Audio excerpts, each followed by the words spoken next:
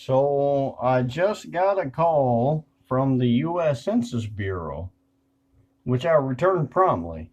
I actually applied for a job with the U.S. Census Bureau about a month and a half ago online. They called me back. I think this could be a scam. I don't know. I don't know. Maybe it is. But um, the guy that called me back, or that I called back, I guess, that called me was American, and he spoke English in a perfect American accent. I mean, he was an American. He sounded like kind of in the between a southerner and a northerner. I don't know what that accent's called, because it's not a northern accent or a southern accent. It was kind of like, I don't know. I think I'm probably speaking in a northern accent at the moment, even though I'm southern. But yeah. Anyway, um, he did not ask me for any personal information except to verify my email address and my phone number, which obviously he had both of, and he didn't ask me for that information. He provided my email address and asked me if it was correct, and he spelled it out. And I explained to him actually very quickly what it meant, because it's a Latin word that means some really cool shit. But did not ask me for any personal information. Told me I was going to get paid $17 an hour. $17 an hour to go knock door to door and get these people's information, with a minimum of 20 hours a week. Well, I'm okay with that. 20 hours a week at 17 an hour, that's 40 hours a week at minimum wage. What's minimum wage? Some states, it's minimum wage is 8.25 or something. 8.50, whatever. That's twice minimum wage. I'll take it. So, of course, I told the guy I was very interested. He asked me questions which weren't very personal. They were pretty much questions like, do you have problems with going up and down stairs? Do you, very often, do you have problems with walking around, getting a lot of physical exercise? Those kind of questions. Do you have problems with talking to people? Asking people personal questions, even though they weren't very personal. He gave me an idea of the questions they were going to ask, and they weren't even really that personal. It was, how many people live in your house? Um, Stupid things like that. Not even just that. I can't think of the other ones at the moment, but they weren't really that personal. They were really, in my opinion, general questions. But um, I may have actually gotten a job with the U.S. Census Bureau for $17 an hour. Apparently, it's going to email me information with a link, and the link he promised me was the .gov link, because I told him if it was not, this is something I didn't say. I can't believe I haven't mentioned it yet in this video. But from the beginning, I actually questioned the guy about the legitimacy of his call to make sure I wasn't being scammed. I did mention to him that I could hear that he was speaking English, at least, and that he was an American. He was actually an American, but that does not mean it's not a scam. But he did not ask me for my personal information whatsoever. Didn't ask for my birth date. Didn't ask for my social security number. Did not. Not that I would have given any of that out over the phone, because I'm not stupid. The government would never call me and ask me, what's your social security number.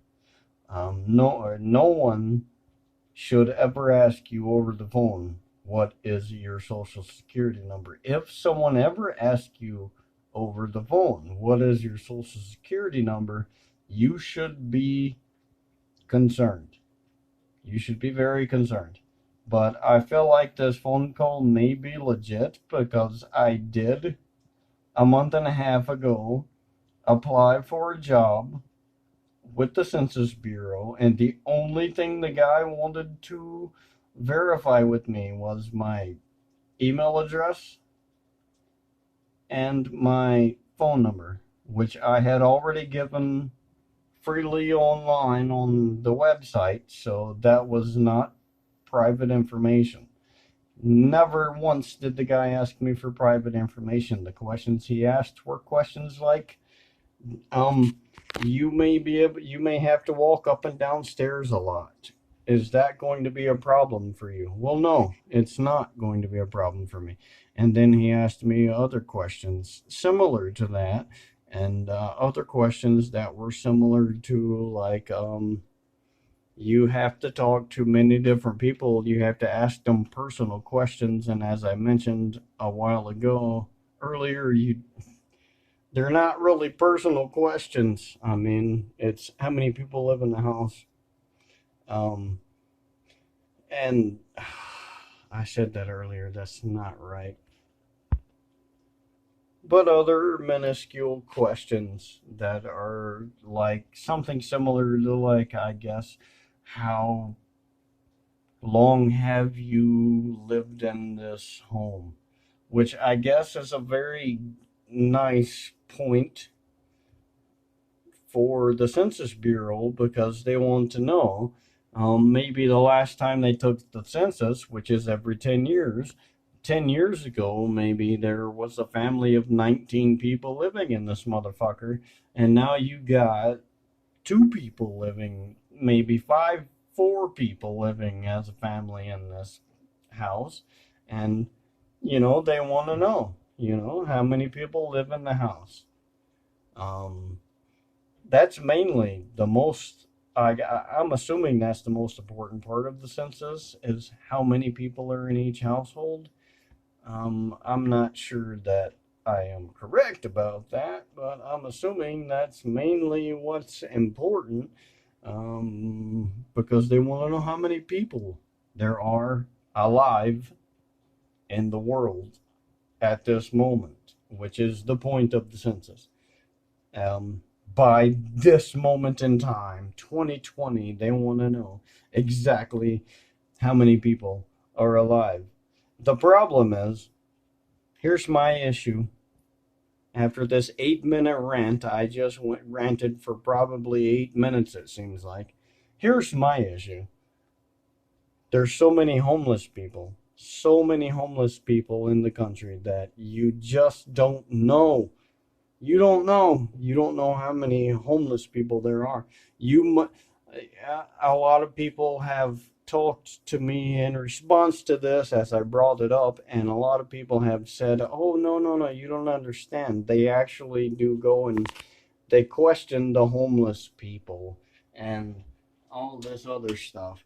They question the homeless people, and but how many homeless people do they find? I know people that lived in the woods. I lived in the woods for an entire summer. Like, literally, I'm not 100% sure.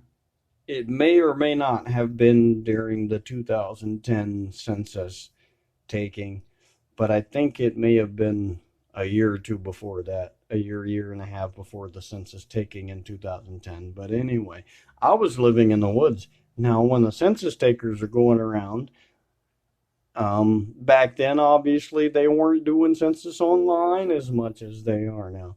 But there were still people going door to door. They're showing their badges, and I'm doing this as if I'm showing my badge because I just got hired, I think, possibly from the Census Bureau. Um, but they don't know.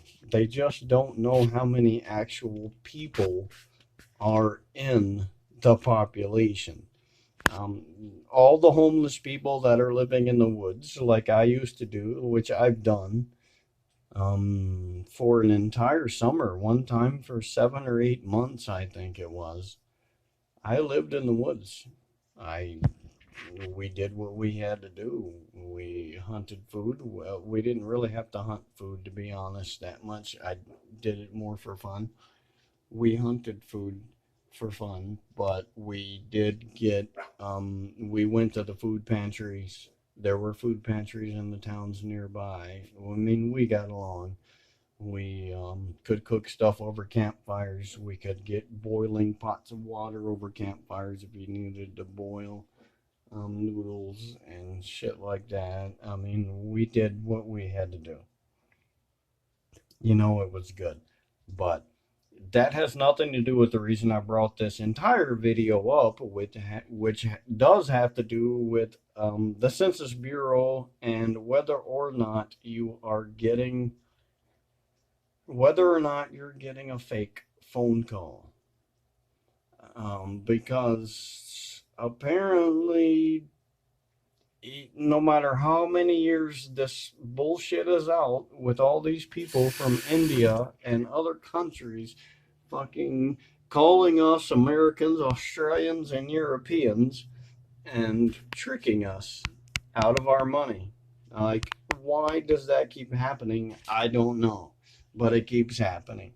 Um, so, if you want to avoid a phone scam, um, ask a lot of questions, like I did during this phone call with the so-called, I'm still going to quote and unquote them as so-called Census Bureau, because I'm not 100% sure. Um, all they did for personal information so far, though, was verify my email address, verify my phone number, and that was it. They didn't ask me for any other personal information, no birth date, no social security number, none of that.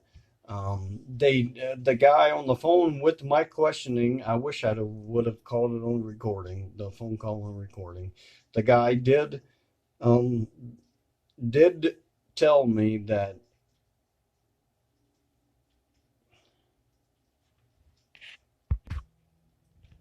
he did say that any link that would come to my email would 100% be a .gov website.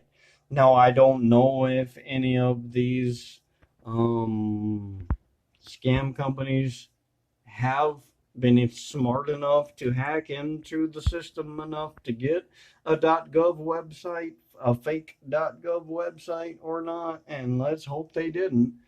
But I am going to definitely check it with the site that I applied on, and we're going to find out. So I may have just gotten a $17 an hour job right now during the coronavirus outbreak, while everyone else is scared of whether or not they're going to go to work or not. I don't know what's going to happen. We're going to see.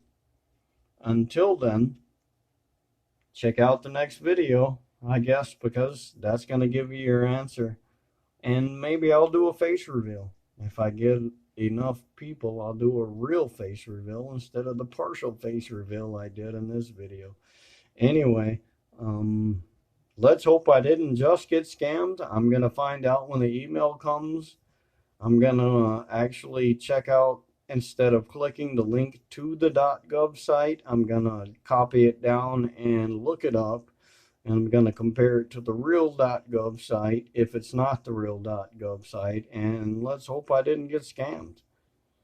And let's hope you're not getting scammed. And be very careful, because your grandparents are I'm sorry to say it, but your grandparents are the biggest targets for being scammed. The older people, it's so much easier for these people in India and South Africa to trick them into just giving up their money. It's crazy. Um, anyway, until next video, please don't demonetize me. I'm just kidding.